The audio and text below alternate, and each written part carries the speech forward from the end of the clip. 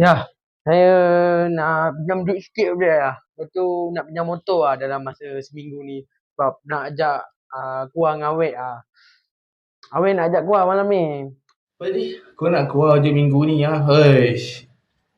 Kau nak tahu tak? Motor kau ambil depan motor aku kan. Lepas tu kau nak minta duit dekat aku. Kau kerja kat sini. Banyak songeng kau. Tak ada. Sabtu ni nak keluar. Tadi kau set motor dulu dah. Kau duduk rumah.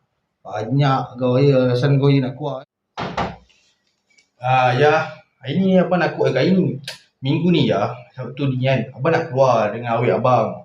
Dan naik motor sikit ya. Tu jadi ya. Abang nak minta duit sikit. Ayah ambil ayah. Kau cakap tadi, kau nak pinjam duit, kau nak ajak Awek kau nak keluar dengan Awek kau. Kau jangan risau. Kau ambil duit kat duit ayah tu, ambil dalam 1,000, 2,000. Kau ajak Awek kau. Jangan tunjuk miskin depan perempuan. Biar kita tunjuk kekayaan depan perempuan. Biar perempuan tu melutut dekat kita.